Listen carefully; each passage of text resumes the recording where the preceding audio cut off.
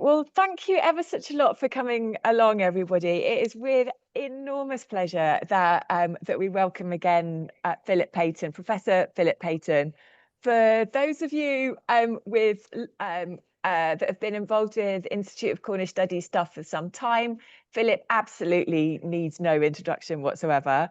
But for those of you that are newer to our Cornish Studies community, Philip led the Institute of Cornish Studies from 1990, 1991, and was absolutely amazing. The stuff that he started, so he started he revamped the Cornish Studies Journal, which becomes go-to, for me anyway, is kind of a go-to reference point for anybody who wants to find out more information or research about a wide range of Cornish issues, socio-economic, culture and heritage kinds of questions going back into the 90s, and initiated a brilliant research agenda within the Institute, and we are very much in his debt. And fortunately, Philip, even though he is over on the other side of the world, quite literally in Canberra, Philip is still writing and doing all kinds of brilliant things within the Cornish Studies community.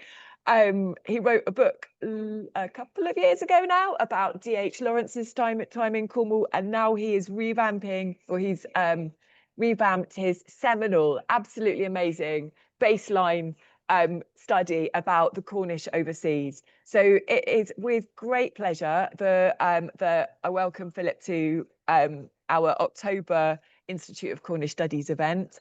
Philip's going to talk for somewhere around 35-40 minutes, and there will be space for questions afterwards. A little bit of housekeeping: if you can just make sure that your microphone is switched off unless you're talking, or unless you're asking a question, that would be amazing. If you've got, the chat is open, and we welcome people to have discussions in the chat as well. That's really great. So please feel free to use the chat. And of course, when it comes to questions, if you want to post a question in the chat, you can do that too. Okay, so right, without any further ado, over to you, Philip. Well, Joni, thank you so much for those kind comments. And yes, I did manage to escape from the pressure of the Institute of Cornish Studies. I had to go 13,000 miles, but here I am, not quite in splendid isolation, but surrounded by, well, actually, if you could see, piles of books. But there we are. Because I'm 13,000 miles away from most of you, not all of you, it's good for me to be talking, therefore, about the Cornish Overseas. And as Joni said, here is well, I don't know.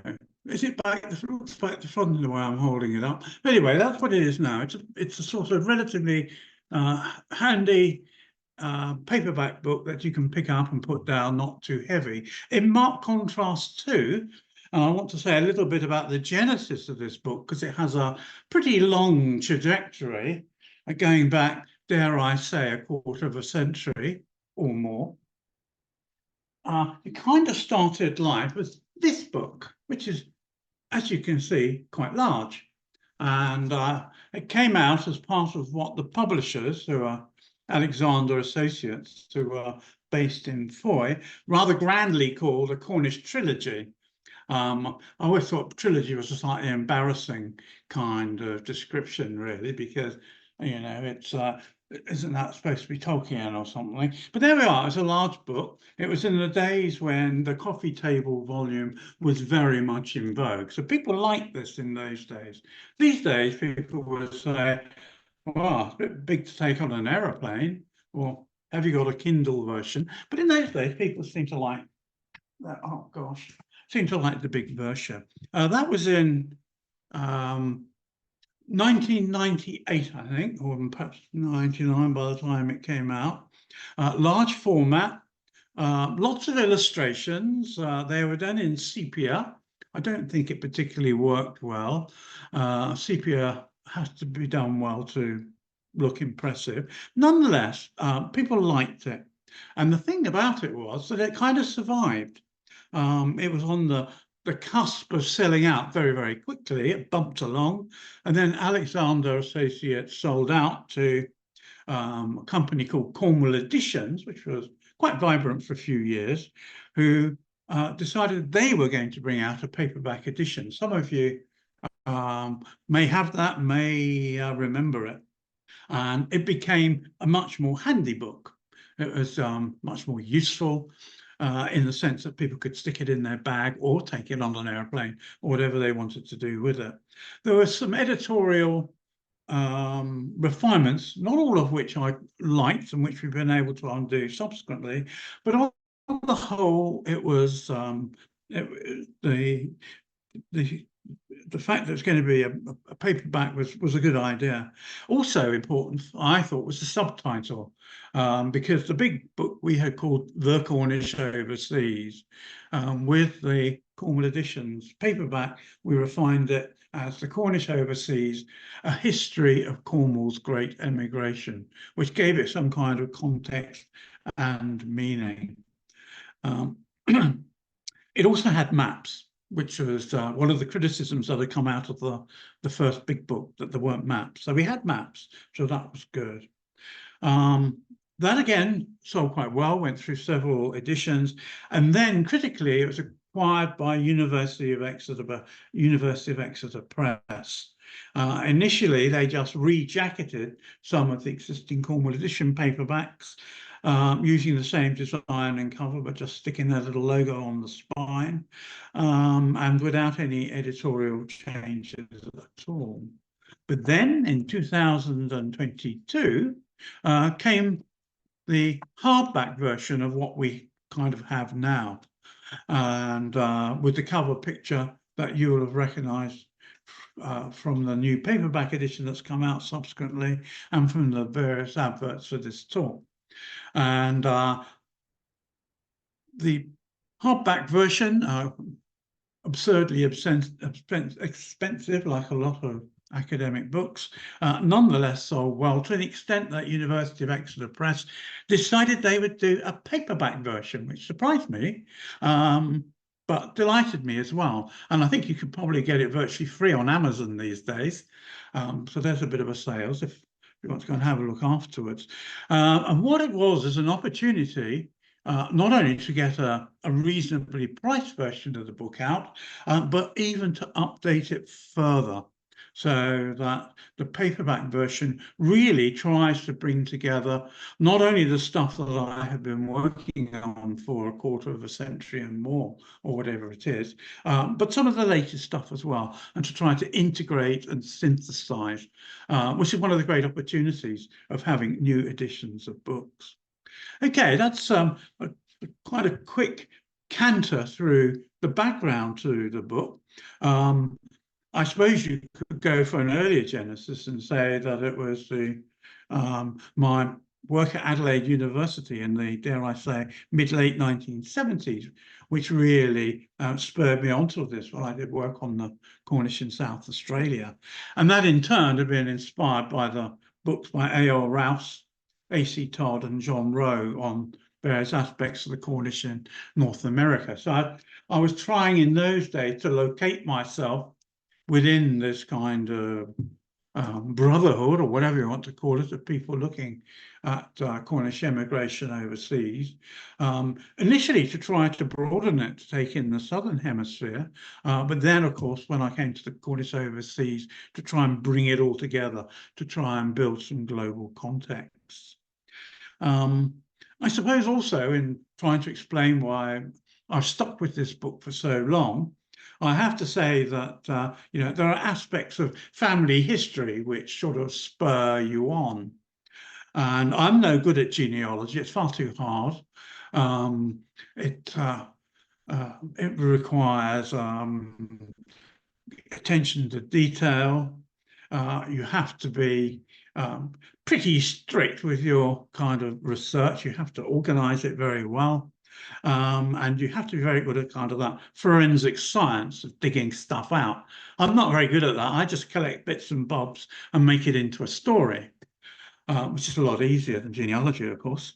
That said, inevitably, I think most people who write about Cornish emigration, or maybe about Cornwall anyway, have Cornish twigs, strands, whatever it is, in their family history. And that's certainly true of the emigration aspects of my family history. And like everybody else, I listened to my granddad when I was little, talking about members of our family who'd been to Mexico and had been to South Africa. And you think, yeah, okay, Grandad, that's great. And you never really take it in. You never really note it down. And then, as everybody knows, when it's too late, you think, I wish I could have gone back and asked more questions. But in rooting around for the Cornish Overseas, I have, despite all this, stumbled across aspects of family history. There's a very interesting article called Constantine Stonemasons in Search of Work Abroad, which appeared in Cornish Studies, ages ago, 1994 perhaps, some of which I was able to synthesize into the big Cornish Overseas, and it has stayed there as well because it's such interesting stuff. And I remember reading that article in its first iteration and thinking, oh, the Jenkins family, the Williams family, they went to South Africa and they went to New England as granite cutters. Oh, yeah, they're my forebears, and that kind of inspired me and got me going. Rather more recently, and I've been able to put it in the paperback edition of the Cornish Overseas, the one that has just come out, are some other forebears of mine that I had no idea about. One of them was a woman called Mary Ann Williams. All my relatives on that side of the family are called Williams. I think it must have been the most common name in that part of Cornwall, around Helston and the Lizards and so on in those days. It isn't now, but because they've all gone away. But in those days, it most certainly was. And Mary Ann Williams was born in Mornan in 1857. I think she might have been a great aunt or something. I always lose the greats in this. It's far too hard to work out. Genealogists would know. Born in Mornan in 1857. She married a Richard Williams, no relation, from Wendrum, which is in the same neck of the woods, sort of.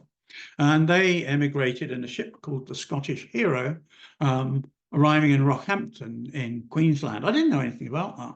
Sadly, Richard died, I've got that in the book, in April 1880.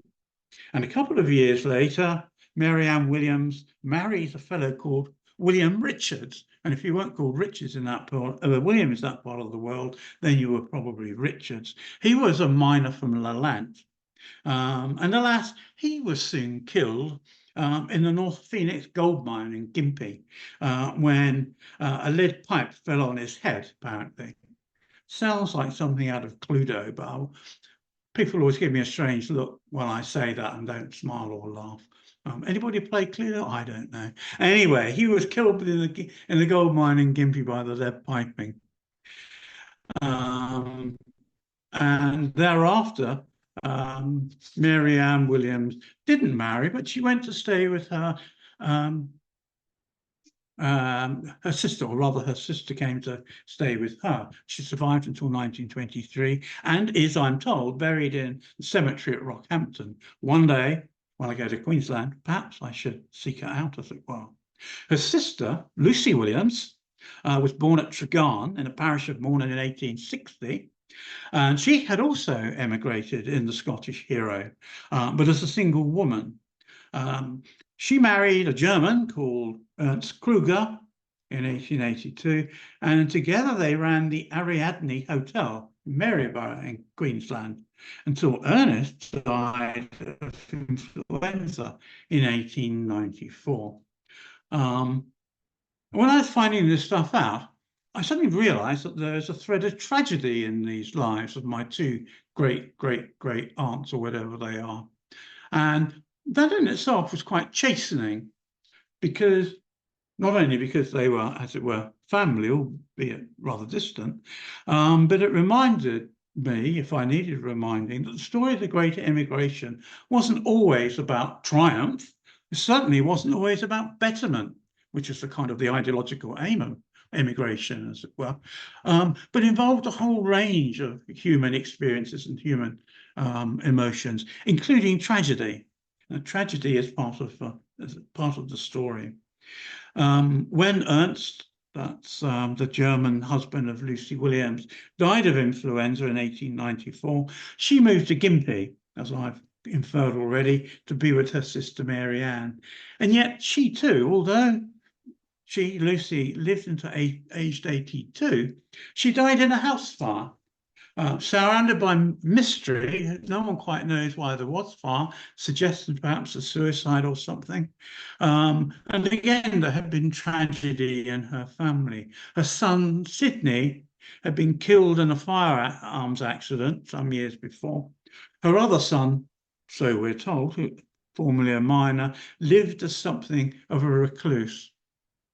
I just tell you that because it's interesting, even though I'm not a genealogist, for me to stumble across these forebears, and in stumbling across them, to note, you know, an array of tragedies in what might otherwise seem like a fairly normal immigrant family, leaving Cornwall to come to Queensland and Australia as part of a strategy to better themselves.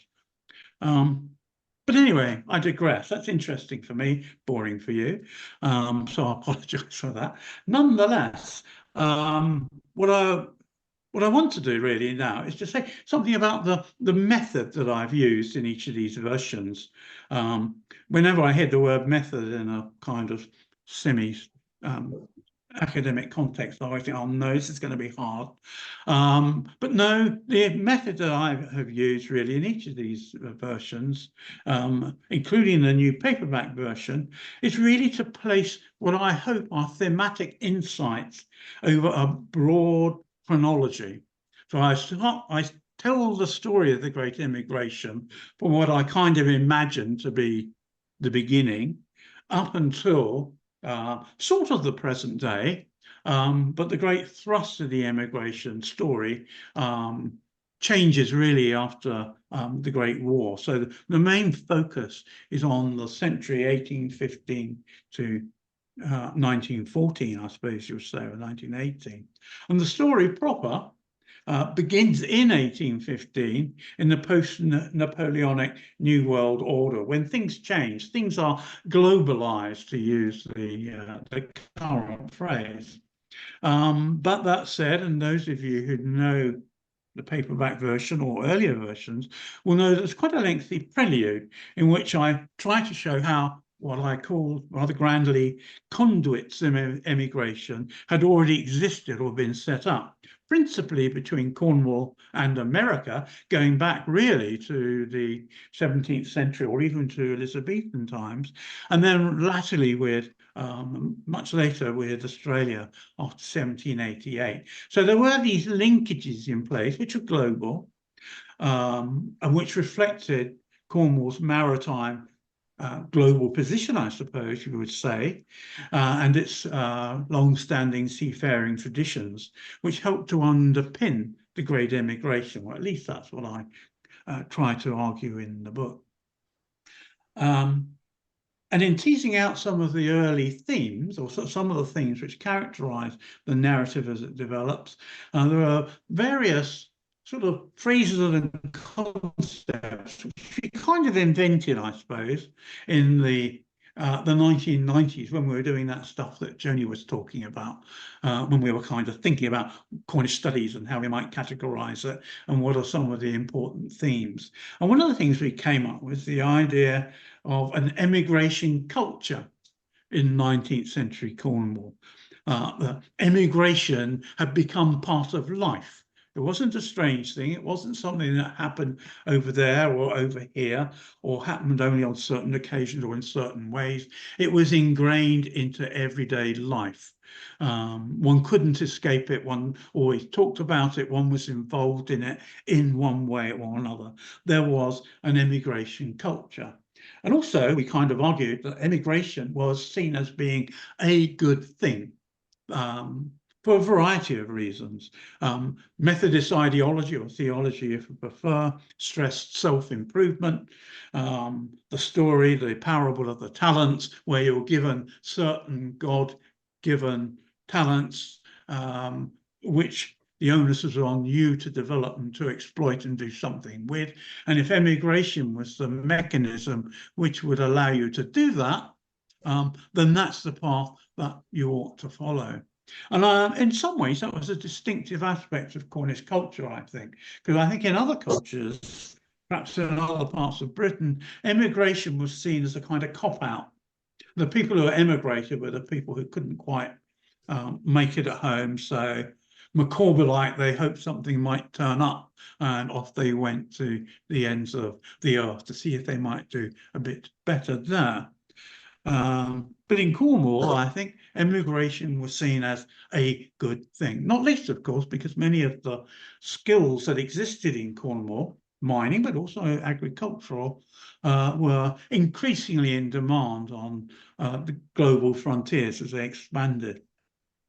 So you could earn more money overseas, as well as getting a more secure living and a more secure job.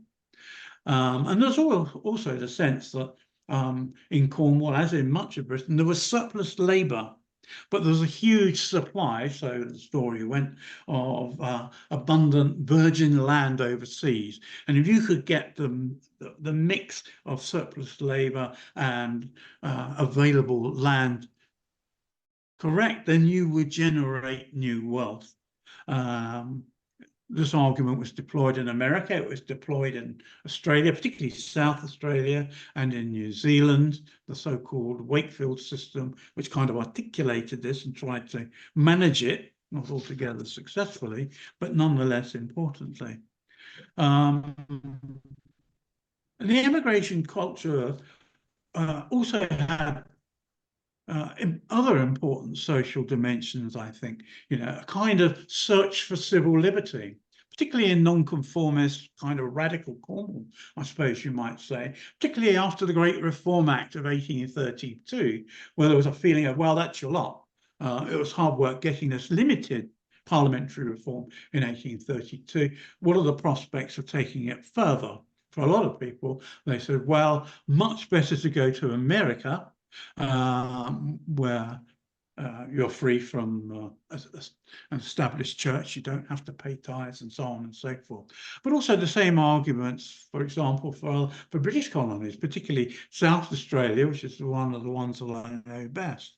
So civil liberty, religious freedom, socio-economic opportunity, social mobility, all those were part of the aim of emigration, part of the emigration culture, which underscored Cornish life, it seems to me, in that period, 1815 to 1914 or thereabouts. And in parallel with that, we argued there was an immigration trade, where, again, all sorts of aspects of private and public institutions and enterprises were affected by or involved in immigration in one way or another.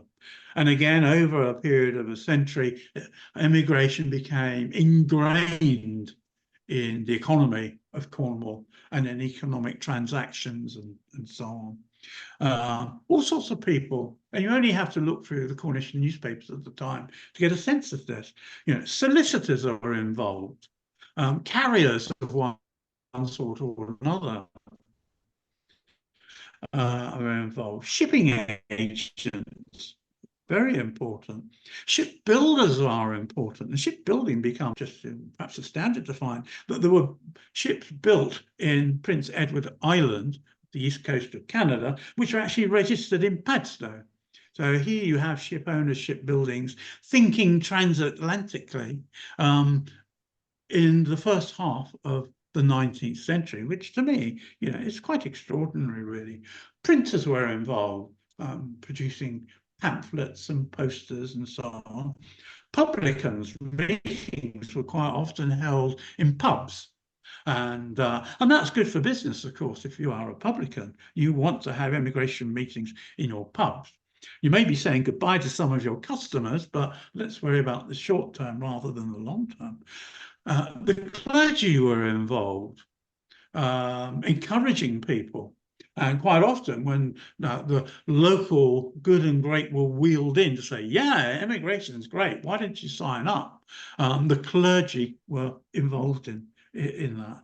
Journalists were involved, sometimes really quite astutely, quite importantly. One of my favourites, again with a South Australian connection to some extent, was a fellow called Isaac Latimer, who joined the West Briton in Truro in the late 1830s and immediately became an enthusiast for emigration. I think he was picking up on the vibe, as it were, when he arrived in Cornwall. He was a kind of liberal radical in background, so he had much in common with the spirit of emigration and the motivation for it. And he used the West Briton extensively as a vehicle for promoting emigration. And indeed, he himself was appointed as an immigration commissioner for South Australia, but also for Van Diemen's Land and also for New Zealand. And he spent a lot of time when he was not writing for the West Briton, travelling around Cornwall to Bodmin, St Austell, St Day, for example, giving talks and trying to sign people up. He sometimes found himself saying different things to different audiences. So when he talked about South Australia, he would always stress that it didn't have the vice and demoralisation of Van Diemen's Land, Tasmania. But when he was working for Tasmania, he would say, well, it's not arid like other parts of Australia, it's all well watered and so on. And similarly, for New Zealand, stressing the particular good points about New Zealand. Okay, so we have the emigration culture as a theme permeating the narrative. We have the emigration trade. We also have something which we dreamt up in those halcyon days, which we called and still call the myth of Cousin Jack. We've kind of refined it a bit, so we've got a myth of Cousin Jenny that we can deploy as well these days. But the myth of Cousin Jack, we thought was encapsulated some of the paradoxes of Cornish emigration. And the nub of the myth of Cousin Jack is that the story that the Cornish men, the Cousin Jacks, the emigrant Cornish, were somehow innately imbued with mining and other skills as well, but essentially mining skills, which would particularly suit them to the rigors and demands of the mining frontier as it expanded in the 19th century. And that the Cornish, the Cousin Jacks, therefore, ought to be sought after above all other groups, because the Cornish were innately superior, so they argued themselves, to other ethnic groups. And it's a story they told about themselves quite successfully, particularly in areas, well, I can use my South Australian example again, particularly in South Australia. But the beauty of the myth of Cousin Jack, as far as they were concerned, was at the very moment that they stress their distinctiveness and are able to say, yeah, we're different, we're the best, we're innately skilled in this, that, and the other, exactly the sort of things that you need. They were able to argue, again, fairly successfully, that in asserting that difference, they were in no way subversive or a threat to existing orders. So they could turn up in America, English-speaking, Protestant, or indeed in British colonies, and fit neatly into the cultural and institutional political setup of those countries without being seen in any way as a kind of an ethnic threat, which was not true, of course, of all ethnic groups. So they could have it both ways. They could be distinctive as Cousin Jacks, but they could also be model immigrants, English-speaking, Protestant, and so on and so forth, familiar with the institutions of countries like Australia or America. What other things did we talk about in those days and which has survived into the paperback version? Well, return migration, people coming and going, and then going again, and also a kind of global networking, which in a sense is part of the myth of Cousin Jack, of knowing what's going on in different parts of the world. There was no shame in being an immigrant in then using your immigration experience to travel the world. So you might have started off in Mexico and perhaps ended up in Broken Hill in New South Wales. And that kind of a trajectory, well, which was fairly typical. And you may well have been in other spots en route. You might have been in Victoria in Australia, you could have been in South Africa.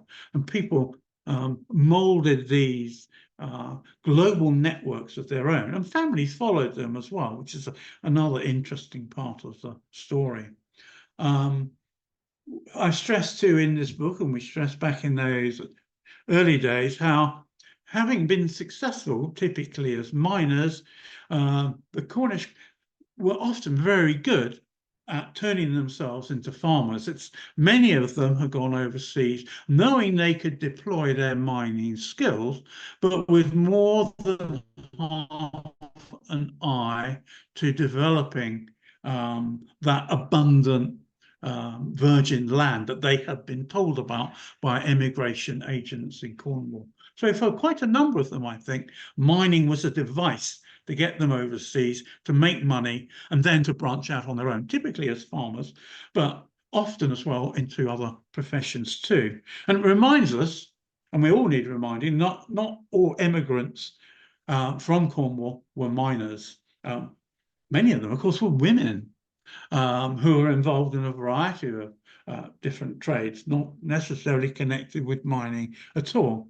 But it has to be said that not only mining immigrants somehow more cool in terms of our historical perspective, for one reason or another, but it's kind of the ebb and flow of mining immigration that determines the narrative, the big story, the global picture that we can look at, and which certainly informs the Cornish Overseas, particularly in its new paperback version. It's the story of mining which drives it along, and we go off on different tangents to say, oh well, they weren't all miners. Here are some farmers. Here are other groups. And the story starts off after that initial background foray into the conduits of immigration in America and Australia, to focus a bit more closely on Latin America after 1815. And Latin America becomes the test ground almost for much of which characterizes the Cornish story thereafter, from the demand for Cornish skills, the application of Cornish technology, the transfer of Cornish culture, pasties with chili in and all that kind of stuff that we hear about, and also aspects of global movement, people coming and going, sometimes people bringing families across to Mexico, other times just going back to Cornwall after a period of working out there, after a contract, and then going maybe somewhere else. So, and remittances, money sent home to families in Cornwall. We see that in Latin America. 1830s, the United States decides that it needs to be self-sufficient in minerals. Gosh, there's a timely thing. Lead in Wisconsin is a major attraction in that period. In the 1840s, there's copper in neighbouring Michigan, and there is also copper in South Australia. And suddenly the focus moves from the Americas to Australia as well. Australia appears strongly on the international mining frontier. This big shift in the 1840s, particularly with the discovery of copper in South Australia at two locations, principally Burra and Kapunda. And this period of the 1840s and the shift in the international mining frontier coincides with the so-called Hungry 40s in Cornwall itself. The potato crop fails, as it does in Ireland and as it does in the Highlands and Islands of Scotland. And in Cornwall, few. We have those conduits of immigration that exist already, to which are added these important new destinations, South Australia and also Michigan. And there's a kind of safety valve there in the mid-1840s particularly. 1849, of course, the Californian gold rush, and suddenly people are not interested in copper in quite the same way. They're interested in gold, and gold acquires its international significance for the emigrant Cornish. And we know that in 1849, there was that kind of immediate influx of Cornish, many of them coming up from Mexico. So the Cornish were amongst the first on the Californian diggings. But we know too that the Cornish stayed, and that many more joined them over the subsequent decades into the 1870s, for example. So one had large concentrations of Cornish families in areas like Grass Valley and Nevada City in California. So California retained its Cornish flavor very clearly and very strongly in all sorts of ways after 1849, even though one of the effects of the Californian gold rush was to interest people in the possibility of gold rushes elsewhere. And it's been argued, and I kind of echo that, in the Cornish Overseas, that in 1851, the big gold rush to Victoria is in its way precipitated by the Californian rush. And the Californian gold rush, the Victorian gold rush, is just as spectacular in its way as the Californian one.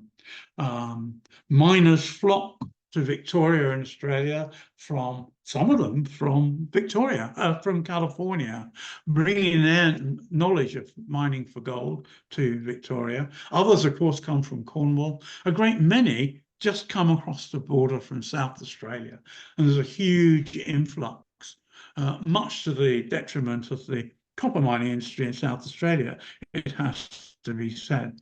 And after 1851, places like Ballarat and Bendigo in Victoria become part of, they're placed on the Cornish map of the world, if you like, and retain their Cornish affiliations. And then just to sort of push the story forward, in 1859 to 1860, more copper discoveries, even bigger ones in South Australia than hitherto, this time at Wallaroo and at Moonta on the York Peninsula. And in the area that became Australia's little Cornwall, and which has successfully not only promoted itself then as being somewhere special in the pantheon of the emigrant Cornish, but still does that today very successfully. Despite what you might call the competing claims of other places with Cornish heritage, Moonta and Wallaroo kind of still managed to assert themselves successfully as not only as Australia's little Cornwall, but somehow the epitome or the exemplar of what the Cornish overseas experience was like and is like. It has to be said, if you go there, you can see engine houses and Methodist chapels and so on, and there are more than a few echoes of Cornwall itself, but there we are. Thereafter, there's a kind of great splurge, a great expansion of the international mining frontier, and the Cornish become the international labour force, as it were, that helped to facilitate this. And the story becomes ever more complex, and that's reflected in the way the book is structured in its latter parts, I suppose. So we have Virginia City in Nevada, for example. We have Butte in Montana, Broken Hill in New South Wales in the 1880s, Western Australia in the 1890s, and so on.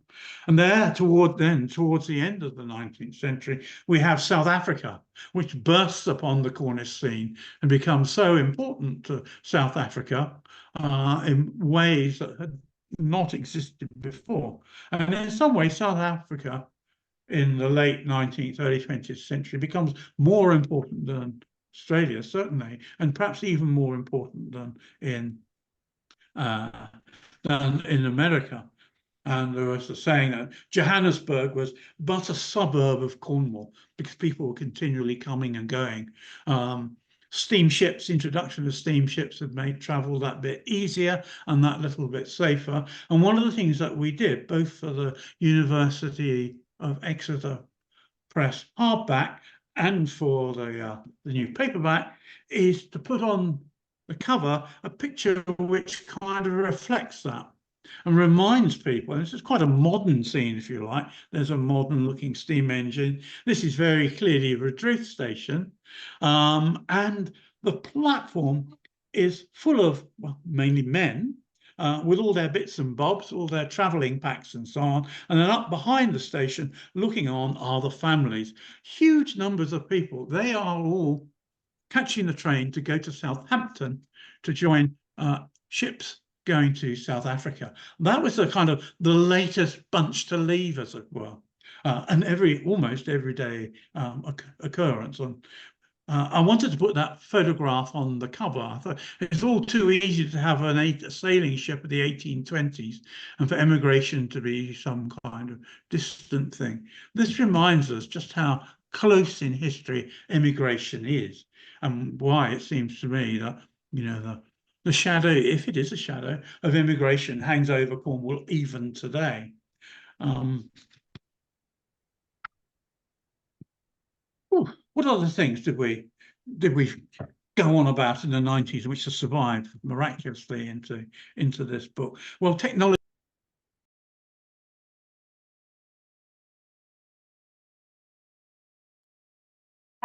Philip, I'm so sorry. I've accidentally muted you while I was going to come in and say just that. Sorry, hang on. I'm just going to just. This is so embarrassing. I was just going to come in myself just to say that. Right, I've asked you to unmute. Pardon? Yeah, I think. Yeah, I've got you. Yeah, sorry. I was just going to come in and just say we've only got a quarter of an hour left, and that maybe that if you want to answer some questions or anything like that, that maybe we ought to sort of wind up reasonably soon. But yeah, I've got my eye on the little clock here in the corner, so I may be seen to be rambling incoherently, but that's a plan. Oh, kind of. Okay, yes. Technology transfer, technophobe, as you've just discovered, but nonetheless important to understand technology transfer, and also nomenclature, also organizational things like tribute and tuck work, where miners performed part of the entrepreneurial function themselves.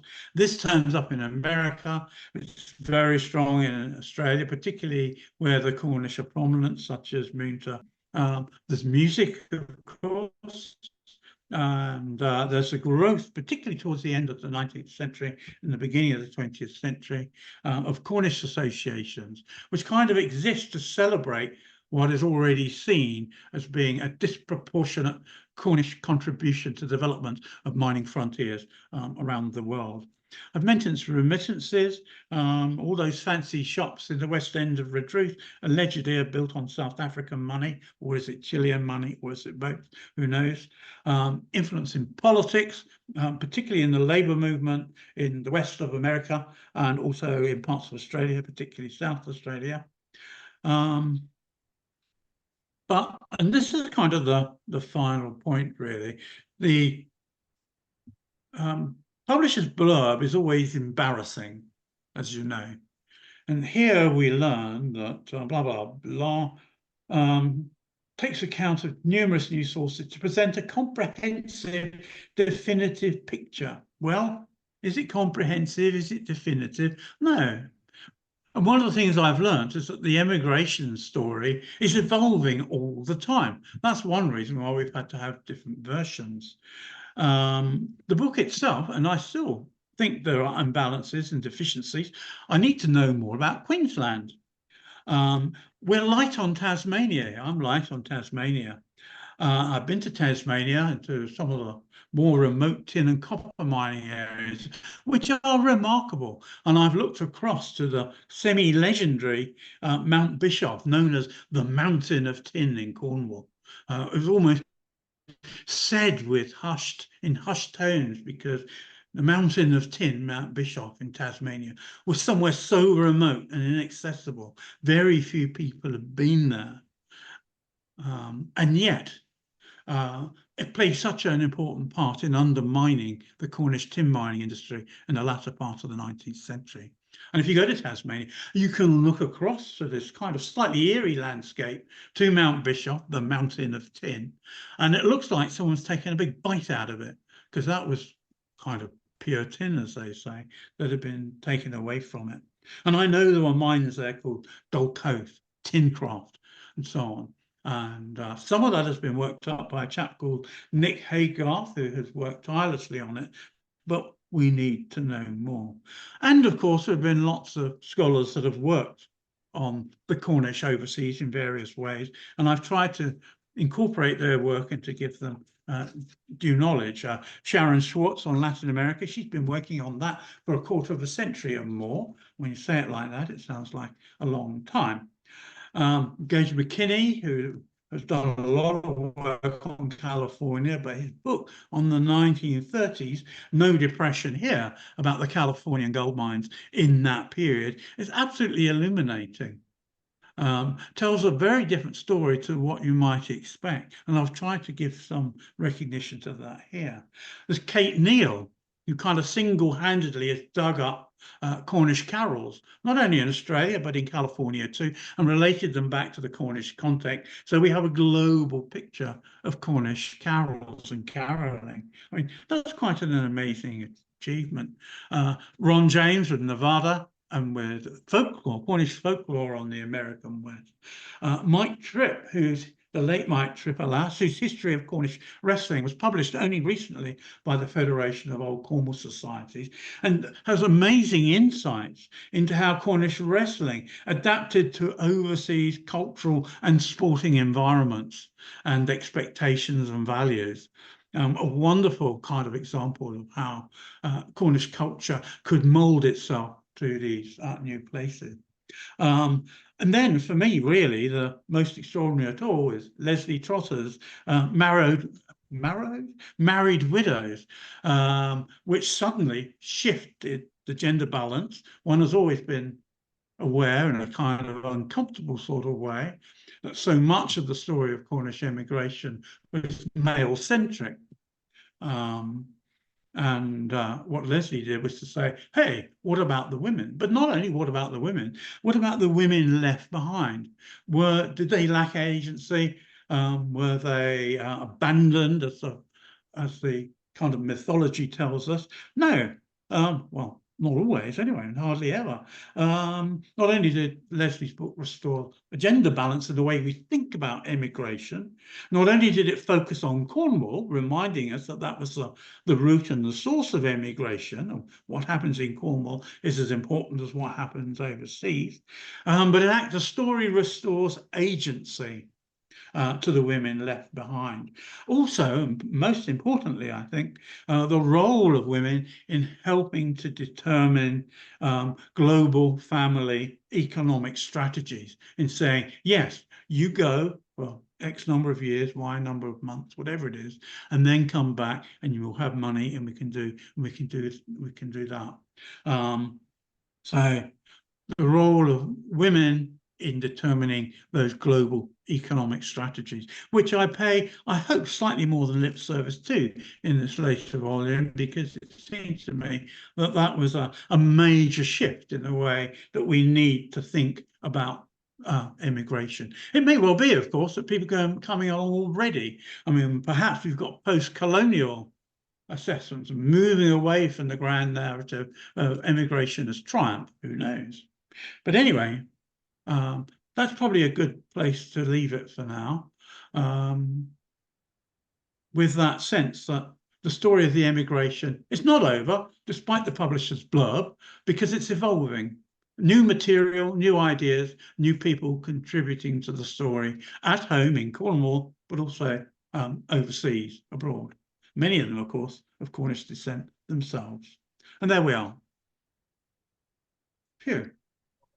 Awesome. Thank you so much, Philip. That was brilliant. Really fascinating, and engaging, and fabulous. I'm also really struck by your sort of point about how emigration is constantly evolving, and so the way that we imagine it responds very strongly to contemporary concerns, and also the different kinds of people that are getting involved in doing this kind of research. And I was really struck. So there's a comment in the chat here about how emigration as a cultural norm has persisted. From Steve, how emigration as a cultural norm has persisted in the sense that some are now saying, or that young people still feel that need to leave. And I think this point about the cultural embedding of emigration is something that we could do a lot more to kind of think about, I reckon. Okay. So let's have a look at some of the questions that we've got. So Simmons Mark says, asks, what records of emigration agents have been left, and where can they be seen? Well, I mean, like so many records that I've come across, it's kind of all incidental. I mean, people always ask me about, what source can I go to, and in so many areas with emigration, my kind of haphazard method is I crash into stuff. The Cornish newspapers is one obvious place, because the emigration agents are always advertising their wares, and they are always making their cases. The West Briton is particularly good at that. I mentioned Isaac Latimer. The Royal Cornwall Gazette, Leicester. I should have mentioned that not everybody in Cornwall thought that emigration was a good thing. The Royal Cornwall Gazette, Tory paper, was less enthusiastic, but on the whole, newspapers are a source. I mean, one of the areas where I found quite a lot about immigration agents for South Australia, particularly a chap called J.B. Wilcox, who was actually based in Plymouth at the Barbican, but recruited across eastern Cornwall, kind of St Austell and all points east and across the Tamar into the Tavistock area. I found out a lot about him in the minutes of the South Australian Mining Association, which ran the Borough Mine, which are in the South Australian State Library archives. So that's just an example of how you kind of stumble across stuff. Now, there are things called the Blue Books on emigration, which are government papers, which has stuff on reports of immigration agents. So there are government reports. There was an article in Cornish Studies 2, I think, by a lady called surnamed James Karani with a dash, Margaret James Karani, on emigration blue books. And her particular interest was in immigration to Upper Canada in sort of the early 19th century. And she honed in on one particular chap called Buchanan, as I recall it. Sorry, that's all off the top of my head. But scurry around and find a copy of Cornish Studies 2, I think it is, and there it will be. Not a very satisfactory answer for people who want to alight on something that will be in Aladdin's cave, but there we are. Well, thanks for that. I've just put I've got one final question for you, but I've just put some links in the chat. So firstly, if you're not already connected with the Institute of Cornish Studies, there's a link so you can sign up for our monthly mailing list in the chat. Also a link to our Facebook page, which is where we have quite a lively discussion about all aspects of Cornish Studies. And also a link to our website. And the final link that I've put in is Cornwall Council are running an initiative called Global Cornish, where they're wanting to be able to connect up a lot more with our diaspora communities around the world, or Cornish diaspora communities around the world, and not just about people who emigrated in the distant past, but also people who have emigrated from Cornwall much more recently. So those are the links that I've popped in the chat. Do have a look through them. Okay, final question in the final literally 3 minutes. Why did so many Camborne miners go to Gold Hill, and did Savage sponsor them? What, Gold Hill in Nevada? I think so, yeah. Yes. Generally speaking, I think like a lot of destinations, they were sort of word of mouth destinations at a particular time, where the prompting a kind of chain migration where people who were related or who were neighbors or knew of people who went ended up going to the same particular geographical area. There's a sense of safety in numbers almost, and very good to arrive in a new country and to find faces that you know and people who are going to help you settle in or find a job or whatever it may be. So my thought is that that was a function of that, because it does happen an awful lot in various places. So yeah, Gold Hill, I guess, Camborne people. Also, a lot of miners leaving Camborne at a particular time. So Gold Hill, this is kind of Comstock Lode, gold mining, rather. Nevada, yeah. Another Awesome. woolly answer. No, that's an answer that kind of makes me think about a lot of stuff that I'm working on actually with regards to skills in contemporary Cornwall, finding work in contemporary Cornwall. And this point about networks, and I kind of feel that we don't talk enough about this in Cornish studies, that networks really matter. Like who you know and who can help you to do stuff, and how that can provide, or how that can make particular conduits. You mentioned the word conduits earlier, but how that can make particular conduits visible or not. Awesome. Well, Yeah. thank you. Yep. We ought to wrap it up there. But thank you so much, Philip. That is absolutely fantastic. We have recorded this, and we will be putting it onto our Facebook page, our Institute of Cornish Studies, not Facebook page, our Institute of Cornish Studies YouTube page in due course. So you will be able to share it.